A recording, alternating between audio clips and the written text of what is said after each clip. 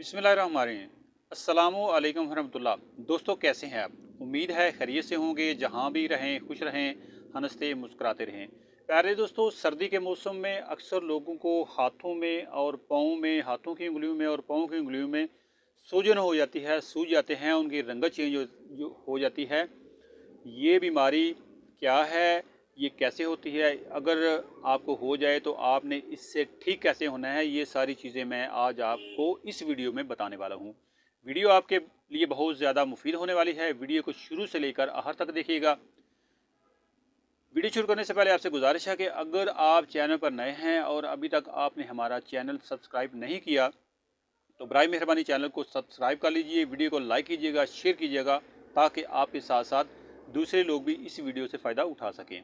तो शुरू करते हैं आज की वीडियो।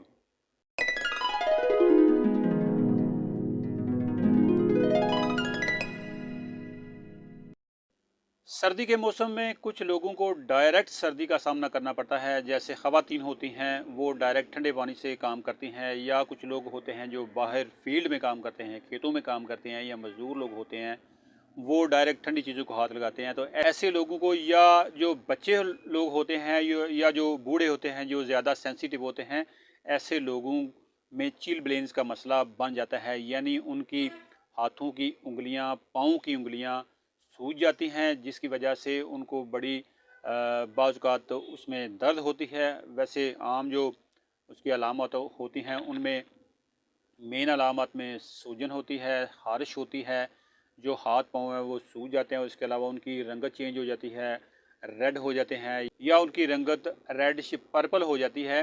तो ऐसी तमाम जो तकालीफ हैं, ऐसी जो तमाम कंडीशन है, इसको चिलब्लेन कहते हैं। अगर वजूहात की बात की जाए तो ये बीमारी, जैसे मैंने आपको बताया कि डायरेक्ट सर्दी में, सख्त सर्दी में काम करने से मसला हो सकता है। और इसके साथ अगर एहतियात की जाए तो इस बीमारी से बचा भी जा सकता है, लेकिन कबल वक्त आप अगर एहतियात करें तो आप बच सकते हैं। वगरना एक दफ़ा हो जाए तो फिर इसको आपने हर सूरत में इसकी या तो दवा लेनी है, या फिर कुछ चीज़ें हैं जो आपने इस्तेमाल करनी है, तब जाके आपको इससे आराम मिलेगा। अगर अलामात की बात की जाए तो इसमें जो अलामात होती हैं वो वही जो मैंने पहले जिक्र की है कि हाथों पाँव की उंगलियां सूज जाती हैं। बाज़ औक़ात कुछ लोगों में जो पाँव की उंगलियां हैं उनमें ज़ख्म तक बन जाते हैं, एड़ियाँ तक सूज जाती हैं अगर ज़्यादा मसला हो जाए। रंगत जो है चेंज हो जाती है, पाँव की रंगत चेंज होती है, हाथों की जो उंगलियां हैं उनकी रंगत चेंज हो जाती है। वैसे तो ये मसला किसी को भी हो सकता है, लेकिन जो लोग ज़्यादा सेंसिटिव लोग होते हैं, ख़ास तौर पर छोटे बच्चे या जो बुज़ुर्ग होते हैं या ख़वातीन होती हैं, उनमें ये मसला ज़्यादा होता है। इस बीमारी से बचने के लिए अगर एहतियात की बात की जाए तो एहतियात वही है कि आपने गर्म जुराबें पहननी है, गर्म दस्ताने पहनने हैं, और जो जूते हैं वो ज़्यादा तंग नहीं पहनने चाहिए। खुले थोड़े से अगर हों तो ज़्यादा बेहतर होगा, ताकि जो खून की गर्दिश है वो ज़्यादा बेहतर रहे।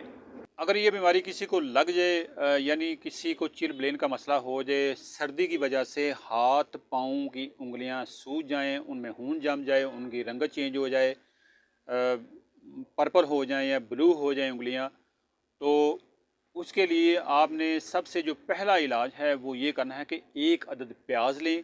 प्याज को दरमियान से काट कर उसके 2 पीस कर लें, और जो आपका मुतासरा हिस्सा है, जहाँ पर आपको चिलब्लेन का मसला है, जहाँ पर आपका खून जमा हुआ है या हाथों पाँव की उंगलियां सूजी हुई हैं, उस हिस्से पर आपने प्याज को आहिस्ता आहिस्ता रगड़ना है और काफ़ी देर तक रगड़ते रहना है, ताकि जो प्याज का पानी है वो आपकी स्किन के अंदर थोड़ा सा जज़ब होना शुरू हो जाए। तो जो प्याज है वो आपकी जो ब्लड की सर्कुलेशन है उसको बेहतर करेगा, और उससे आपको इंशाल्लाह काफ़ी अफाका होगा।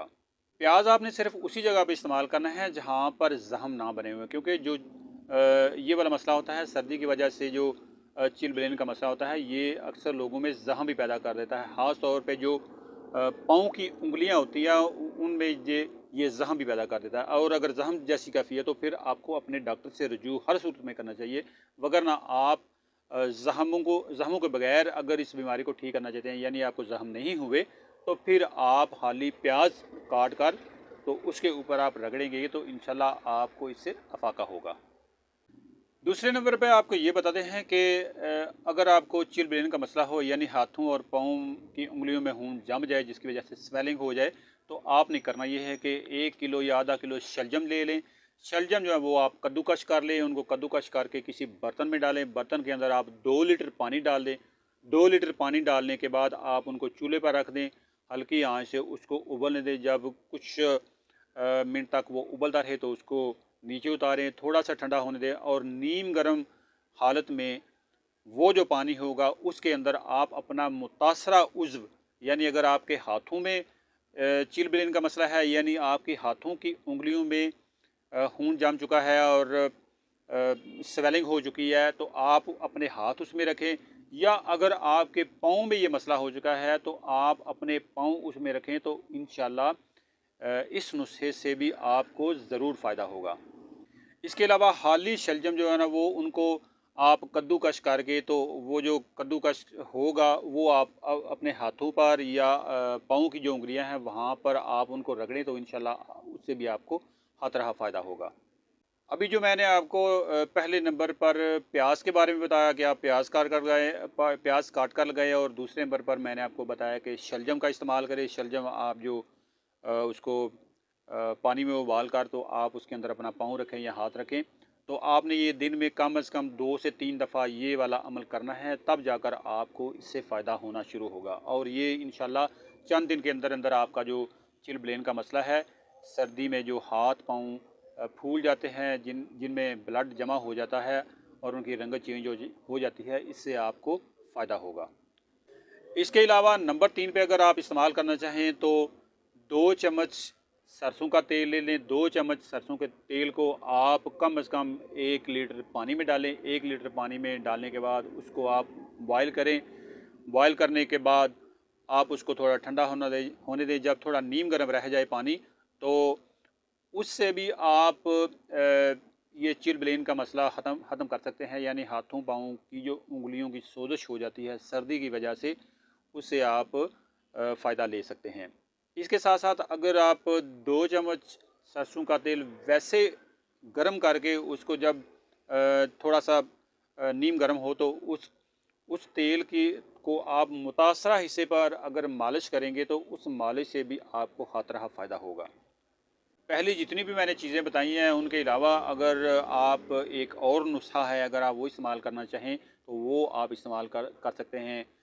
اس میں آپ نے جناب انڈے کی سفیدی، گندم کا آٹا اور شہد، یہ 3 چیزیں آپ نے ہم وزن یعنی برابر مقدار میں لینی ہے۔ فرض کریں آپ 1 چمچ لیتے ہیں سب چیزیں، تو یہ آپ 1 چمچ مکس کر کے کسی برتن میں ڈالیں۔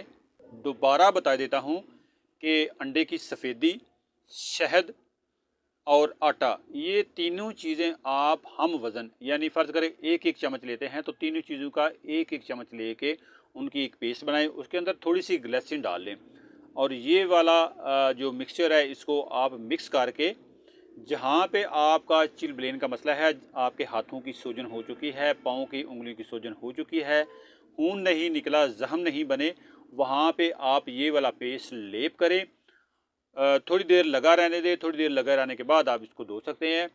تو ایسا کرنے سے بھی آپ کا یہ مسئلہ ٹھیک ہو جائے گا۔